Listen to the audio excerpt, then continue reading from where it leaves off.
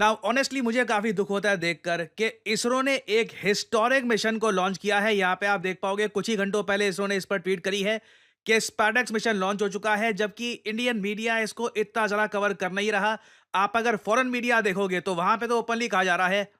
India has launched a new mission that it calls a vital stepping stone in its bid to become a space superpower. बिल्कुल, स्पैडेक्स को आप अगर देखें ना, ये मिशन भारत को एक स्पेस सुपर पावर बनने की राह पे ले जाएगा। ऑलरेडी आप कह सकते हैं स्पेस की फील्ड में इंडिया एक डोमिनेंट प्लेयर है, but India will soon become a space super power with SpaDeX mission. और यहाँ पे आप देख पाओगे ये PSLV C-60 रॉकेट ने लॉन्च कर दिया है स्पैडेक्स मिशन। अब यहाँ पे अगला आपका सवाल ये आएगा कि ये मिशन किस बारे में है और आने वाले 10 दिन, जी हाँ, अभी ये मिशन कंप्लीट नहीं हुआ है। 10 दिन आने वाले बहुत ही इंटरेस्टिंग होंगे और उसके बाद पता लगेगा कि क्या भारत इंटरनेशनल डॉकिंग स्टैंडर्ड्स के हिसाब से एक खुद का स्पेस स्टेशन बना पाएगा, नहीं बना पाएगा। तो this is a very interesting development. सबसे पहले जानते हैं, ब्रीफ में आपको बताऊंगा कि स्पैडेक्स मिशन है क्या, और फिर हम जानेंगे कि आने वाले 10 दिन ये इंटरेस्टिंग क्यों होने वाले हैं। अब यहाँ पे आपके माइंड में सवाल आएगा कि ये मिशन इतना खास है क्यों और इसकी कॉस्ट क्या है। देखो, टोटल कॉस्ट इस मिशन की आप कह सकते हैं ये आराम से 330 करोड़ या 340 करोड़ के आसपास है। और अगर आप यहाँ पर ये पूछ रहे हैं, पहले तो मैंने कहा था प्रीवियस वीडियो में कि इसकी कॉस्ट 130 करोड़ के आसपास होगी। वेल, मैंने उस वक्त लॉन्च की कॉस्ट को काउंट नहीं किया था, तो अगर हम लॉन्च की कॉस्ट को भी अगर हम ऐड कर दें तो टोटल कॉस्ट यहाँ पर 330 करोड़ की बैठती है। और इसमें हुआ क्या है कि इसरो ने 2 सैटेलाइट्स को अंतरिक्ष में लॉन्च कर दिया है। वैसे बहुत सारी और भी सैटेलाइट्स लॉन्च करी गई है, वो वेरियस और साइंटिफिक पर्पसेस के लिए है। अभी हमारा फोकस रहेगा स्पैडेक्स मिशन पर, ठीक है। तो धरती के सरफेस से 470 किलोमीटर ऊपर 2 सैटेलाइट्स इसरो ने लॉन्च कर दी है। दोनों का वजन 200-200 केजी है, कंबाइंड वेट 400 केजी हो गया। और अब अंतरिक्ष में देखिए इसरो परफॉर्म करके दिखाएगा डॉकिंग मिशन।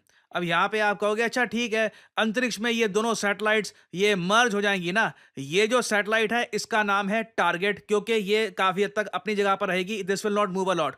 और ये जो सैटेलाइट है इसका नाम है चेसर, ये मूव करेगी इस सैटेलाइट की तरफ और दोनों डॉकिंग करके दिखाएंगे अंतरिक्ष में। अब यहाँ पे आप कहोगे अच्छा दोनों एक दूसरे की तरफ मूव क्यों नहीं कर रहे।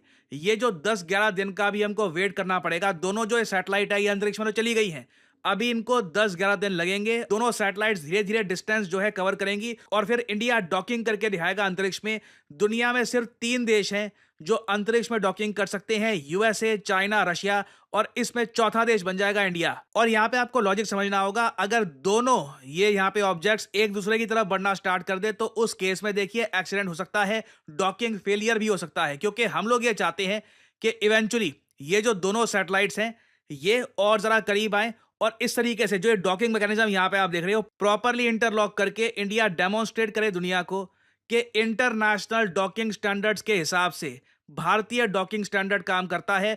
हम लोग कल को कुछ भी अंतरिक्ष में क्रिएट कर सकते हैं and we can even make our own space station. ये जो सारा एनिमेशन है ये इसरो का मैं आपको दिखा रहा हूं। इसरो ने यहाँ पर यह कहा है कि जिस तरीके से डॉकिंग हम डेमोन्स्ट्रेट करेंगे ना स्पैडेक्स मिशन में, इसी तरीके से डॉकिंग कर करके कल को हम खुद का एक भारतीय स्पेस स्टेशन अंतरिक्ष में बना पाएंगे। क्योंकि ये जो स्पेस स्टेशन का मॉडल आप देखोगे ना, ये सारा स्पेस स्टेशन इकट्ठा तो हम लॉन्च कर नहीं पाएंगे, दिस विल बी ह्यूमंगस। यहाँ पे आप देख पाओगे डॉकिंग करके ना, एक डॉकिंग यहाँ पर हो रखी है, एक डॉकिंग हमने यहाँ पर करी है, यहाँ पर बहुत बार डॉकिंग करके इंडिया खुद का स्पेस स्टेशन अंतरिक्ष में बनाएगा। International space station, Chinese space station सभी इसी तरीके से बनते हैं।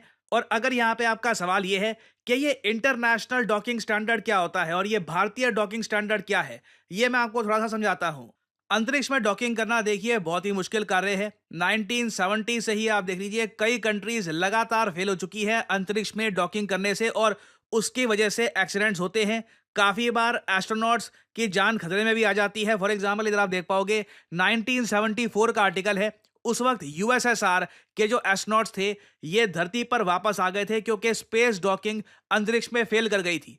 कई बार रशिया की स्पेस डॉकिंग फेल कर चुकी है, इवन यूएस की डॉकिंग फेल कर चुकी है। दिस इज नॉर्मल, क्योंकि आप अंतरिक्ष में जब आप 2 बड़ी ऑब्जेक्ट्स को कनेक्ट करने की कोशिश करते हैं, छोटा सा माइन्यूट एरर भी इट कैन प्रूव डिजास्ट्रस। जो भी मैंने आपको एनिमेशन में दिखाया ना डॉकिंग, ये एक बहुत ज्यादा कठिन कार्य होता है। एक बार को आंखों को लगता है कि हाँ बहुत ही नेचुरल होगा, ये डॉक करना काफी इजी होगा, मगर कई बार ह्यूमन बीइंग्स इसमें फेल कर चुके हैं। और इसलिए 2010 में दुनिया ने बनाया इंटरनेशनल डॉकिंग सिस्टम स्टैंडर्ड। इसके अंडर देखिए दुनिया भर में कोई भी देश अगर डॉकिंग मैकेनिज्म खुद का बनाता है तो सर्टन मेजरमेंट सर्टन तरीके से एक डायमीटर लेकर उसको अपना डॉकिंग बनाना होता है, ताकि कल को अगर कहीं भी किसी को डॉक करना हो, अगर मान लो इंडियन किसी सैटेलाइट को डॉक करना हो इंटरनेशनल स्पेस स्टेशन में या फिर किसी और कंट्री के स्पेस स्टेशन में, तो वहां पर प्रॉब्लम ना आए। बेसिकली साइज में यूनिफॉर्मिटी इससे आ जाती है। और एक इंटरेस्टिंग बात मैं आपको ये बता रहा हूं, भारत ने इंटरनेशनल डॉकिंग सिस्टम के अंडर कोशिश करी कि डॉकिंग टेक्नोलॉजी हम इंपोर्ट कर ले बाहर से, मगर उसमें हमको इतनी हेल्प मिली नहीं। कंट्रीज अपनी डॉकिंग टेक्नोलॉजी एक्सपोर्ट करना चाहती नहीं है, क्योंकि जैसे मैंने आपको बताया दुनिया के सिर्फ 3 देश हैं जिनके पास ये टेक्नोलॉजी है खुद की। तो इंडिया ने खुद का भारतीय डॉकिंग सिस्टम बनाया जो बिल्कुल इंटरनेशनल डॉकिंग स्टैंडर्ड पर बेस्ड है। तो इसका मतलब ये है, इससे हमको मिलती है फ्लेक्सिबिलिटी। कल को अगर हम किसी और कंट्री के साथ कोऑपरेट करना चाहें या फिर कोई मान लीजिए कोई बड़ा प्लान बनता है जिससे हम मर्ज भी करना चाहें स्पेस में सैटेलाइट्स या फिर कोई और बड़ी ऑब्जेक्ट, तो ये भी हम कर पाएंगे।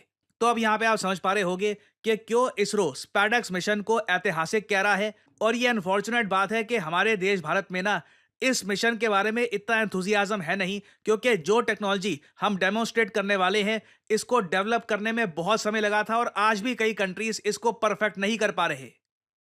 तो आने वाले 10 से लेकर 11 दिन ये बहुत ही इंटरेस्टिंग होंगे। हमको पता लगेगा कि क्या इसरो इस टेक्नोलॉजी को परफेक्ट कर चुका है, क्या हम इंटरनेशनल डॉकिंग स्टैंडर्ड्स के हिसाब से अंतरिक्ष में डॉक कर सकते हैं।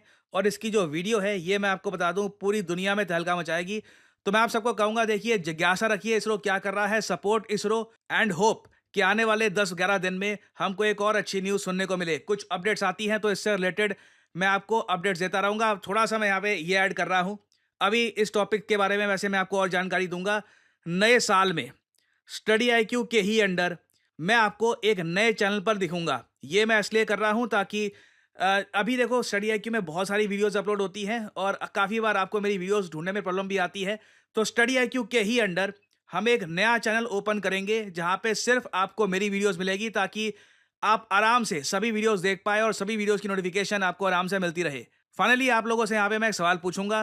क्वेश्चन ये है कि कौन सा देश है जो दुनिया की 14.3% ग्लोबल रेमिटेंसेस अकेला लेकर गया है 2024 में। रेमिटेंस होते हैं कि किसी कंट्री के वर्कर्स जो अपने देश से बाहर जाकर पैसा कमाकर वापस लाते हैं अपने कंट्री में। तो आपको यहाँ पर ये बताना है कि वो कौन सा अकेला देश है जिसने टोटल ग्लोबल रेमिटेंसेस का 14.3% अकेले ही ले लिया। ये हिस्टोरिक है, अपने आप में पहली बार हुआ है। This is the highest ever. बताइए किस कंट्री की यहाँ पे हम बात कर रहे हैं, चाइना, रशिया, इंडिया या फिर बांग्लादेश। कमेंट सेक्शन में करिए उत्तर। जो लोग देंगे सही आंसर उनकी कमेंट को मैं दे दूंगा हार्ट, ताकि बाकी लोग समझ पाएं कि सही उत्तर क्या है। और फाइनली आप लोगों के लिए एक बहुत ही इंपॉर्टेंट मैसेज, अगर आप सोशल मीडिया पर मुझसे जुड़ना चाहते हैं ताकि मेरी वीडियो शॉर्ट्स की नोटिफिकेशन सबसे पहले आपको मिले, तो इसका बेस्ट तरीका है मुझसे जुड़िए टेलीग्राम और इंस्टाग्राम पे। मैं x.com ट्विटर पे नहीं हूँ, मेरा कोई अकाउंट नहीं है वहाँ पर। और यहाँ पे आप देख पाओगे वीडियो के कमेंट सेक्शन में पिंड आपको मिल जाएगा जॉइन प्रशांत धवन सर्स टेलीग्राम चैनल। यहाँ पे आप करोगे क्लिक तो आपके सामने ये लिंक आ जाएगा। अगर आप मोबाइल फोन पे हैं तो आराम से टेलीग्राम ऐप ओपन हो जाएगी और यहाँ पे आप मेरा जो टेलीग्राम चैनल है ये कर सकते हैं ज्वाइन। ऑलरेडी यहाँ पर 1,60,000 से ऊपर लोगों ने ज्वाइन कर रखा है। नोटिफिकेशन पाने का बेस्ट तरीका है। बाकी आप अगर इंस्टाग्राम पे हैं तो बिल्कुल नीचे जो लिंक है इंस्टाग्राम का इस पे करिए क्लिक और मेरा जो इंस्टाग्राम पेज है यहाँ पे आप कर सकते हैं फॉलो। इधर यहाँ पे एक स्पेशल ग्रुप भी है, वहाँ पे करीब 8,000 लोग ज्वाइन कर चुके हैं। वहाँ पर मेरी सारी वीडियोस की नोटिफिकेशन लगातार यहाँ पे आपको मिलती रहेगी और साथ ही साथ मैं यहाँ पर शॉर्ट्स भी अपलोड करता रहता हूँ और वेरियस और जो फ्यूचर में डेवलपमेंट्स होंगी वो भी यहाँ पे मैं पोस्ट करता हूँ। तो फॉलो भी ऑन सोशल मीडिया। नए साल में मैं आपको एक हिंट दे सकता हूँ, कुछ बड़े बदलाव होने वाले हैं। सो इसी नोट के साथ ये है वीडियो का अंत। Thank you for listening and as I always say, may the gods watch over you.